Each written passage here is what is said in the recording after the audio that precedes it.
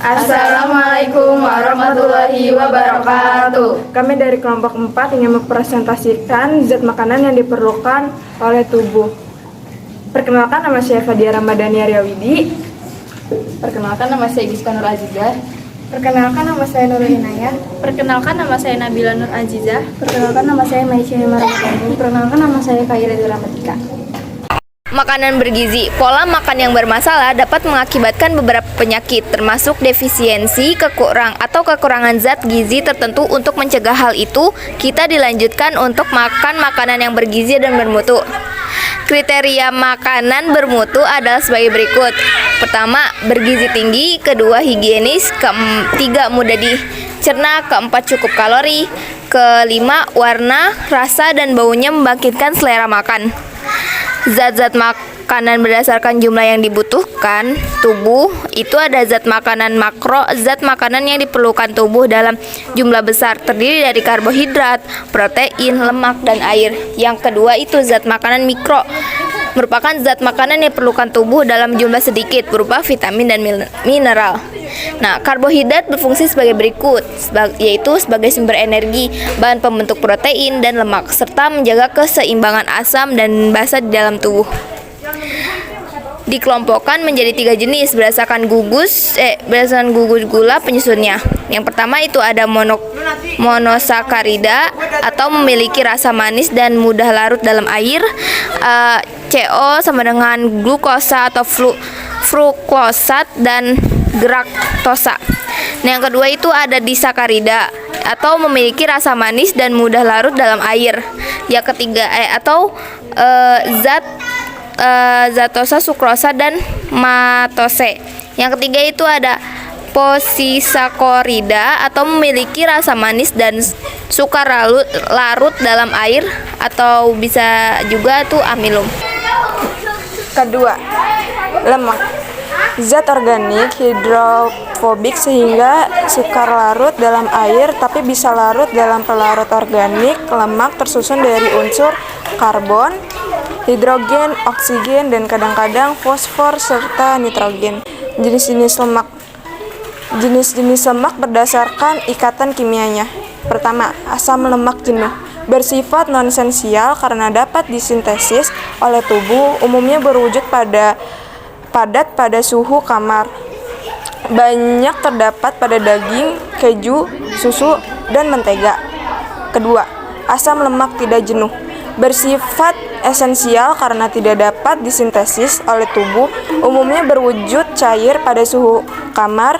Banyak terdapat pada minyak kedelai, minyak kelapa, minyak goreng. Jenis-jenis lemak berdasarkan komposisi kimianya. Pertama, lemak sederhana, tersusun atas 1 gliserol dan 3 asam lemak. Contohnya lilin, plastisin, minyak. Kedua, lemak campuran, gabungan antara lemak dengan senyawa bukan lemak. Contohnya fosfolipid. Ketiga, derivat lemak, senyawa yang dihasilkan dari proses hidrolisis lipid, misalnya kolesterol, asam lemak, kolesterol. Fungsi lemak, penghasil energi tertinggi, pelindung tubuh dari suhu rendah, bahan penyusun dan pembangunan bagian sel, pelarut vitamin A, D, E, K, melindungi alat tubuh yang lunak, dan sebagai cadangan makanan. Ketiga, protein. Protein termasuk senyawa organik kompleks dengan berat molekul tinggi. Protein mengandung molekul karbon, hidrogen, oksigen, nitrogen, dan kadang mengandung sulfur serta fosfor. Jenis-jenis protein berdasarkan sumbernya. Pertama, protein hewani. Protein hewani dapat diperoleh dari daging, ikan, susu, dan daging. Kedua, protein nabati. Protein nabati dapat diperoleh dari tempe, tahu, kacang hijau, kacang kedelai, dan sayuran. Jenis-jenis asam amino. Pertama, asam amino esensial. Tidak dapat disintesis oleh tubuh, diperoleh melalui makanan. Misalnya, lisin, isoleusin, treonin, leusin, metonin, dan valine. Kedua, asam amino semi-esensial. Tidak dapat dibentuk oleh tubuh dalam kondisi tertentu. Misalnya argirin, titrosin, gilen, histidin, cysteine, dan serin. Ketiga, asam amino non-esensial dapat disintesis oleh tubuh, misalnya asam glutamat, asam aspartat, glutamin, alinin. Jenis-jenis protein berdasarkan fungsinya. Pertama, struktural, berfungsi untuk membentuk struktur sel. Kedua, fungsional, melakukan fungsi tertentu dalam sel seperti imunitas, metabolisme, transportasi zat. Fungsi protein. Pertama, sebagai sumber energi, memperbaiki jaringan tubuh, sebagai zat pembangun tubuh, mengembangkan cairan tubuh, menyintesis zat-zat penting tubuh seperti hormon, enzim, antibodi, dan berperan dalam sintesis buffer tubuh. Yaitu senyawa organik yang diperlukan tubuh untuk memperlancar metabolisme. Vitamin tidak dapat menghasilkan energi. Tubuh memerlukan vitamin dalam jumlah yang sedikit namun tidak bisa digantikan oleh zat lain. Kekurangan vitamin disebut avitaminoes. Nah, jenis-jenis vitamin itu ada dua. Yang pertama ada larut dalam air, kedua ada larut dalam lemak. Larut dalam air itu vitaminnya ada B1. B1 itu sumber hati daging biji-bijian. Fungsinya metabolisme karbohidrat. Terus vitamin kedua ada B2, susu telur. Sumbernya dari susu telur, sayuran. Fungsinya metabolisme energi. Terus ada B3, sumbernya daging, unggas, hati. Fungsinya metabolisme energi. Terus keempat B6, susu padi, hati, metabolisme asam amino. Terus B12, daging, susu, telur. Fungsinya produksi sel darah merah. Terus ada vitamin C, sumbernya jeruk, tomat, kentang, sayur. Fungsinya pembentukan tulang. Terus larut dalam lemak itu vitaminnya ada A, D, E, K. A itu ada buah, sayur, susu, hati. Fungsinya itu kesehatan kulit dan mata. Terus vitamin D, susu, minyak, ikan, telur. Fungsinya penyerapan kalsium. Terus vitamin E ada daging, sayur, biji-bijian. Fungsinya kesehatan sel darah merah. Terus vitamin K ada sayuran hijau. Fungsinya pengumpalan darah. Terus yang kelima ada mineral. Jenis-jenis mineral itu berdasarkan bentuk, sumber, dan fungsinya. Bentuknya itu ada kalsium, sumbernya susu, keju, sayur, terus pertumbuhan tulang, otot, darah. Terus ada fosfor, sumbernya itu dari susu, telur, daging. Fungsinya pertumbuhan tulang dan gigi. Terus ada sulfur, terus sumbernya dari makanan berprotein, fungsinya pertumbuhan tulang. Terus ada kalium, sumbernya dari setiap makanan, fungsinya memperkuat saraf dan otot. Terus ada natrium, sumbernya dari garam, fungsinya keseimbangan air, asam basa tubuh. Terus ada magnesium, sumbernya dari sayuran hijau, fungsinya faktor enzim dan sintesis protein. Terus ada besi, sumbernya dari telur, sayur, daging, fungsinya membentuk hemoglobin. Terus ada seng, sumbernya dari setiap makanan, fungsinya kofaktor enzim pertumbuhan sel. Terus ada tembaga, sumbernya daging, fungsinya sintesis hemoglobin. Terus ada mangan, sumbernya kuning telur dan sayuran, fungsinya komponen beberapa enzim. Terus mineral itu pertama ada substansi anorganik yang biasa ditemukan dalam bentuk ion. Terus mineral tidak mengalami proses pencernaan karena bersifat mudah larut dalam air sehingga mudah diserap oleh jonjot usus halus. Terus jika tubuh kekurangan mineral tertentu dapat mengakibatkan penyakit defisien. Pengelompokan mineral itu ada terbagi dua, yaitu unsur makro dan unsur mikro. Unsur makro itu ada natrium yang berjumlahnya 2500 mg per hari, terus ada kalium jumlahnya itu 2500 mg per hari, terus ada fosfor jumlahnya 800 mg per hari, terus ada kalsium 800 mg per hari, dan magnesium 350 mg per hari. Untuk unsur mikronya itu ada seng jumlahnya 15 mg per hari, terus besi 10 mg per hari, terus tembaga 2 mg per hari, terus mangan 3 mg per hari, dan kodium 0,14 mg per hari. Yang keenam ada air. Keseimbangan air dalam tubuh diatur oleh beberapa kelenjar hormon, misalnya kelenjar hipofisis, anak ginjal, dan kelenjar tiroid. Kebutuhan air dalam tubuh dipenuhi dari air minum, makanan, buah, dan sayuran. Kehilangan cairan tubuh secara berlebihan dapat mengakibatkan dehidrasi. Fungsi air: 1. Mengatur suhu tubuh. 2. Melindungi jaringan dan organ tubuh. 3. Mengangkut sisa metabolisme keluar tubuh. 4. Medium berbagai reaksi kimia tubuh. 5. Membawa nutrisi dan oksigen ke seluruh sel tubuh. 6. Mengurangi beban kerja ginjal dan hati. Selanjutnya ada penghitungan kalori. Dalam bahan makanan berdasarkan nilai kalori hasil proses pencernaan. Lemak 9,3 gram, karbohidrat 4,1 gram, protein 4,1 kcal gram. Menu makanan seimbang: menu makanan yang terdiri atas beraneka ragam makanan dalam jumlah dan proporsi yang sesuai sehingga memenuhi kebutuhan gizi seseorang guna pemeliharaan dan perbaikan sel-sel tubuh. Teknologi pengolahan pangan dan keamanan pangan. Zat gizi yang terkandung di dalam bahan pangan tidak akan ada manfaatnya jika cara pengolahannya tidak benar. Oleh karena itu, diperlukan teknologi pengolahan bahan pangan yang benar. Teknologi pengolahan pangan adalah kumpulan metode dan teknik yang digunakan untuk mengubah bahan mentah menjadi makanan atau mengubah makanan menjadi bentuk lain untuk dikonsumsi oleh manusia.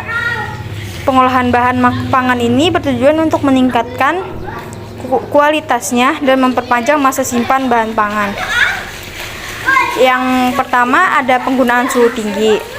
Suhu tinggi diterapkan baik dalam pengawetan maupun dalam pengolahan pangan, memasak, menggoreng, dan memanggang. Adalah cara-cara pengolahan yang menggunakan panas. Proses-proses tersebut membuat makanan menjadi lebih lunak dan lebih awet. Pemberian suhu tinggi pada pengolahan dan pengawetan pangan bertujuan untuk membunuh sebagai besar mikroba dan mengaktifkan enzim pemanasan mengakibatkan efek mematikan terhadap mikroba. Efek yang ditimbulkannya tergantung dari intensitas panas dan lamanya pemanasan. Yang kedua ada blanching. Blanching merupakan suatu cara pemanasan pendahuluan atau perlakuan pemanasan tipe pasteurisasi yang dilakukan pada suhu kurang dari 100 derajat Celcius selama beberapa menit dengan menggunakan air panas atau uap. Biasanya suhu yang digunakan sekitar 82 sampai 93 derajat Celcius selama 3 sampai 5 menit. Contoh blanching misalnya mencelupkan selama 3 sampai 5 menit. Tujuan utama blanching ialah menginaktifkan enzim diantaranya enzim peroksidase dan katalase. Walaupun sebagian dari mikroba yang ada dalam bahan juga turut mati, kedua jenis enzim ini paling tahan terhadap panas. Blanching biasanya dilakukan terhadap sayur-sayuran dan buah-buahan yang akan dikalengkan atau dikeringkan.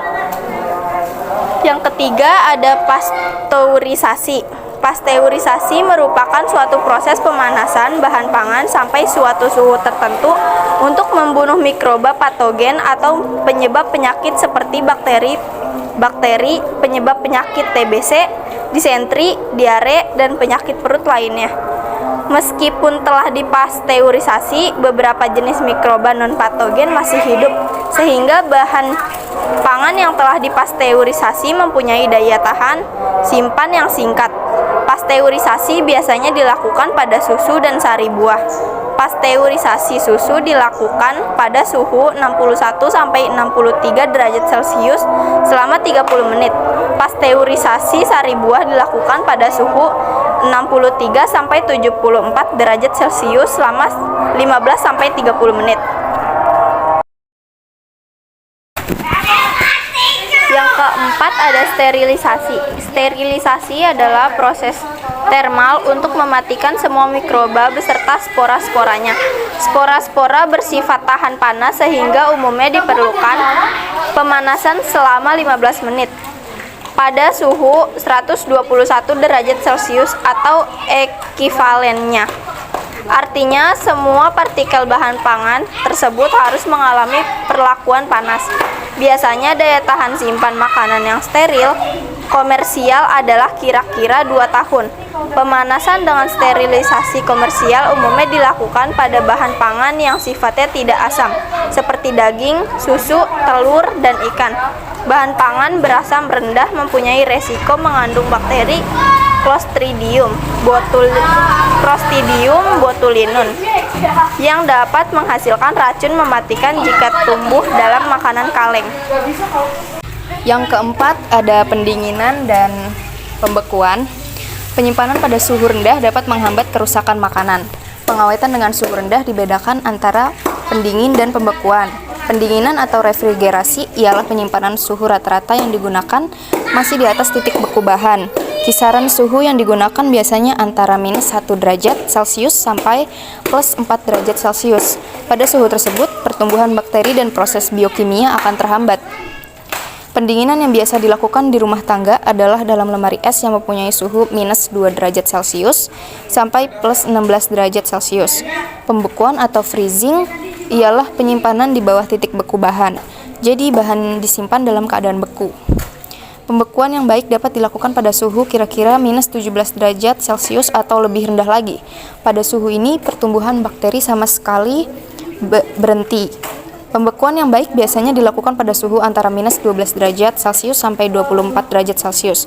Dengan pembekuan, bahan makanan akan tahan sampai beberapa bulan, bahkan kadang-kadang beberapa tahun.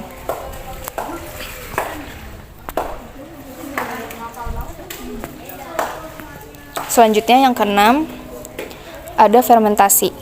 Proses fermentasi dalam pengolahan pangan adalah proses pengolahan pangan dengan menggunakan aktivitas mikroorganisme secara terkontrol untuk meningkatkan keawetan pangan dengan diproduksinya asam dan alkohol untuk menghasilkan produk dengan karakteristik flavor dan aroma yang khas, atau untuk menghasilkan pangan dengan mutu dan nilai yang lebih baik.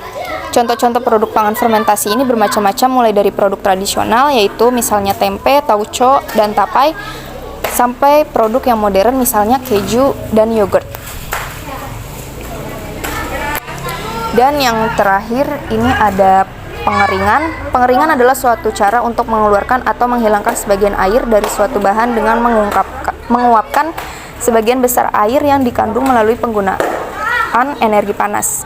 Keuntungan pengeringan adalah bahan menjadi lebih awet dan volume bahan menjadi lebih kecil sehingga mempermudah dan menghemat ruang pengangkutan dan pengapakan. Tujuan pengolahan bahan pangan sebagai berikut. A. Meningkatkan kualitas dan memperpanjang masa simpan. B. Agar makanan mudah dicerna oleh tubuh karena tidak semua bahan pangan bisa dikonsumsi dalam keadaan mentah. C. Memperbaiki aroma, warna, bentuk, dan tekstur bahan makanan. Yang D. Meningkatkan zat gizi makanan. Ada sebagian bahan pangan yang nilai gizinya bertambah setelah dimasak. Dan yang terakhir, membebaskan makanan dari jasad-jasad renik dan bahan-bahan yang membahayakan kesehatan.